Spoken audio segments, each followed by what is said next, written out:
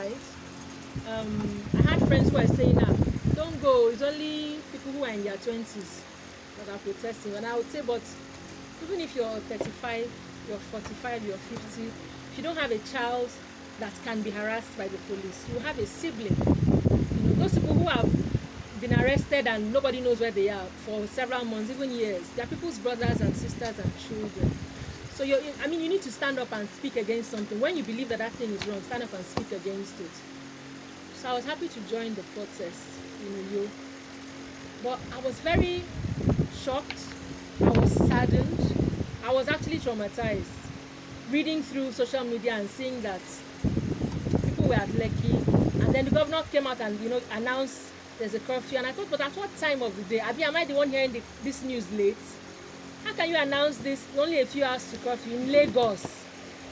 We're even getting around on a normal day. You're talking about 4 or 5 hours in traffic after work. And then to keep reading and seeing people say they've turned off the lights. It just seemed like this is really not happening. It's like a movie script I'm reading, right? Then there were videos. And unfortunately for me, I had low battery power that evening. So I had to wait to get back home. By the time I got back home, I learned that there had been several killings. I couldn't sleep. I was in such shock. I don't even know. I was numb. So, my daughter was trying to call me because I was actually supposed to have returned to Lagos the day before. But I couldn't return because first there were no buses going interstate. If you really wanted to go, you could try it. But then because there were no security officials on the road, it was risky.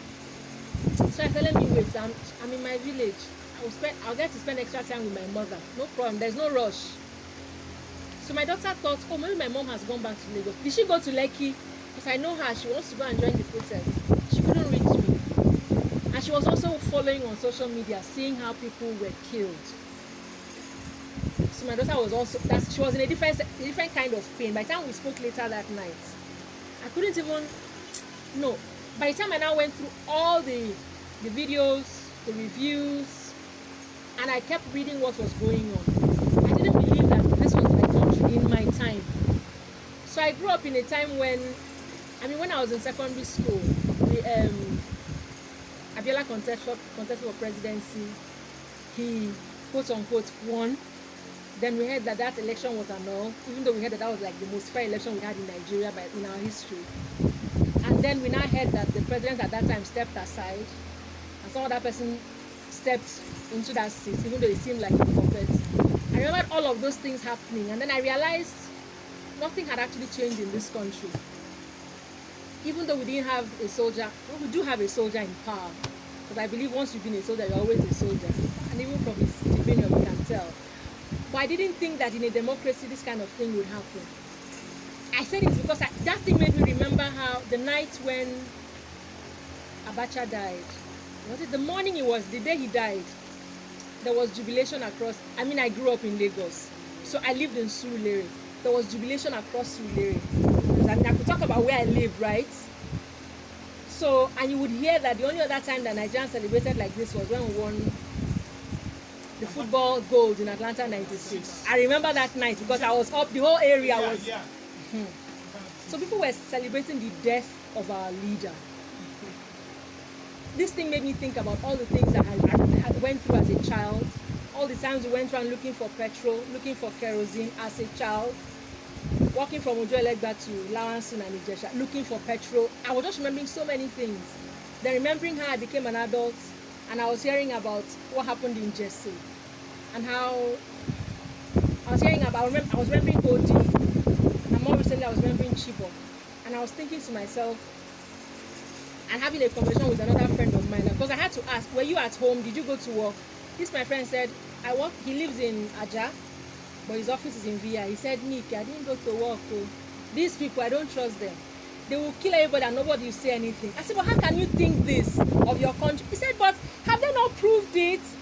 And we started talking. Look at OD now. OD happened. Nobody said anything. Nobody did anything. We've moved on. So many things have happened. How many people have been killed in the northeast? Okay, Boko Haram has been a menace for over 10 years. But right now, it's just like people are just getting killed. It doesn't matter. We don't matter to them. And that realization you know, plus the fact that all that the young people were doing was protesting police brutality.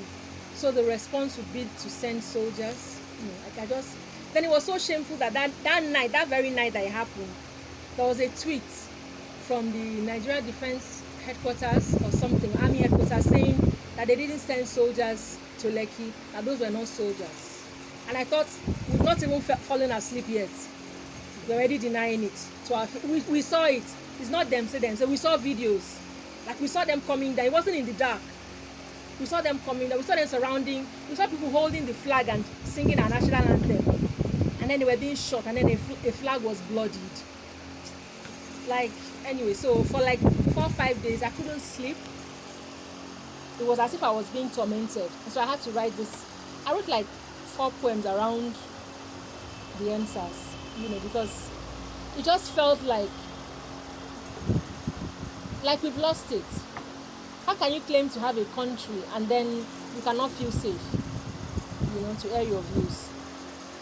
And I wrote this because I believe that the salvation of Nigeria, I mean, is in God's hands, right? But it is also in the hands of young people. So that's why I wrote this. The title of the poem is Answers That Will Not Be Swallowed. Answers that will not be swallowed.